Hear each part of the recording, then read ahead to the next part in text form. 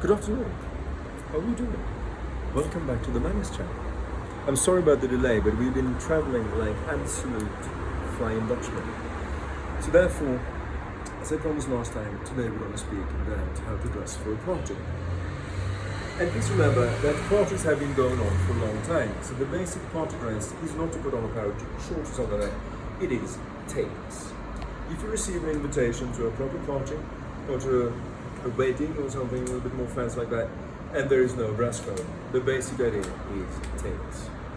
In America, they probably write white tie or something to that effect. But please remember that if no dress code, tails it is. What is this? It is a fantastic party suit. It has a silk stripe going down on the legs of the pants. It also has a elaborate jacket, which is a bit inspired by a riding coat. So this is old, right? And it should have silk on the lapels, and it has the long, look like a penguin, and that looks very, very good when you're waltzing. So I'm putting this on. I need to take it off in a short while, but this is sort of the basic idea, right? You always wear a white, nothing else, white hanky and black socks, and this is highly important. Patent leather shoes, nothing else, okay? Then next time we will speak about the tuxedo dinner jacket, which actually is what's made of the First World War to make it a little bit easier to dance and stuff. That is a cut off. You know, if you think about a dinner jacket, that is cut off these things and then you have the dinner jacket, right? So everything started with tails. But now we need to get dressed for success. So come on.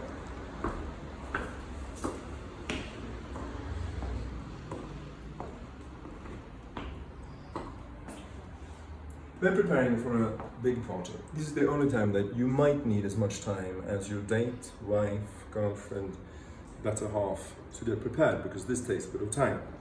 First of all, the shirt needs to be with a single collar, and it needs to be stiff. Also need to have a stiff shirt breast and stiff cuffs, right? Then, preferably, you need to have cufflinks and buttons that are made in a set. I'm wearing pink gold at the moment, and I'm cheating a little bit.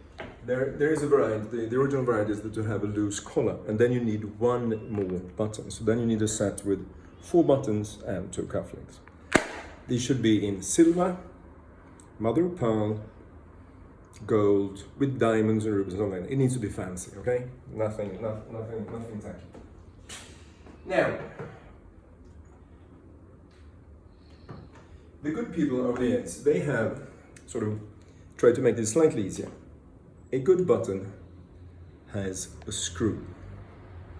So you can either put it on a 2-piece or screw it on and put it on straight away.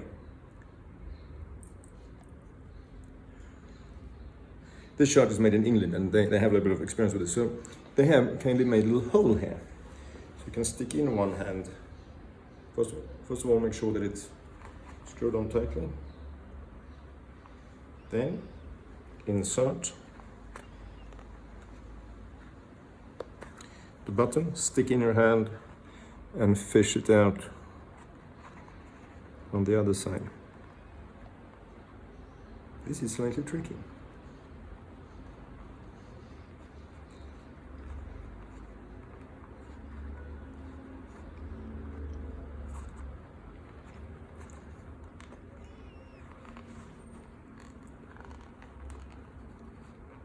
Right? With a little help from grandfather or training, you will get this done.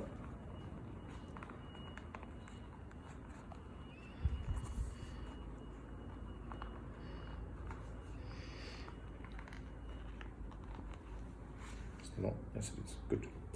Okay, one more detail.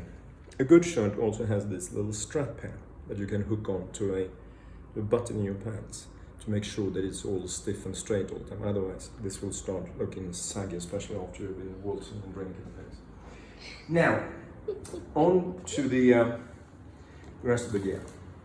I prefer to to wear a cummerbund, just like with denim jacket. It has to be white, of course. The original set is, of course, with the waistcoat, but then you need 4 more buttons, and I just think that it gets a bit tricky. Furthermore, another trick. You don't really know which way these are. Here's a tip. There's a pocket. The pocket should be up. So pocket up, and then you just attach this. This should be more easy than the shut button.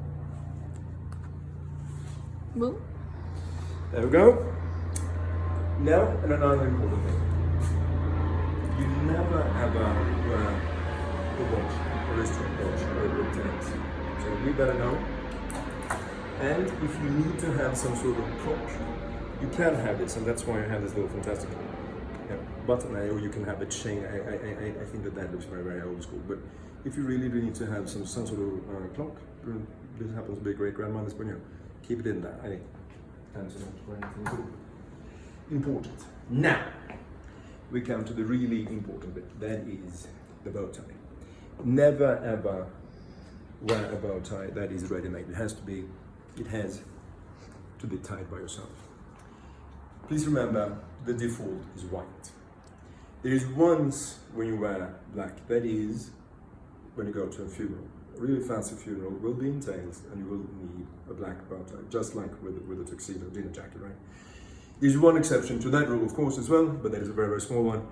If you happen to be a maître d' at a nice restaurant where they wear tails, he will also wear, or she, I guess in this world, right, will have a black one, but for all practical purposes, black only with the funerals, right? Now we come to the really tricky bit. This takes a little bit of training. Unfortunately, I will need a mirror. So the trick is to leave the about this amount or more space, because we will have to turn this around and turn it into a nice bow, right? So this bit here that we're going to turn around needs to be a lot longer. Let me see how to get this right. Just, okay, here we go.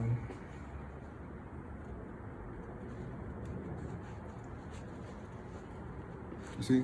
Mm-hmm. Goes around, then we have to tuck this under and back into the tie, to the knot, I should say. Right. There we go.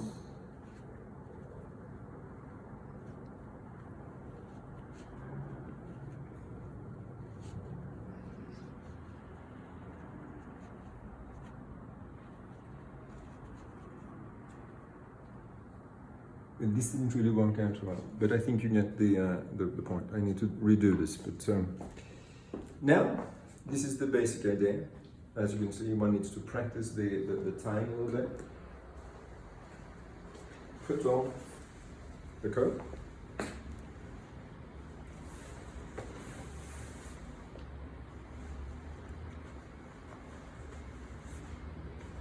Adjust so you can see the cuffs. Adjust the bow tie again, and then you're basically ready to part.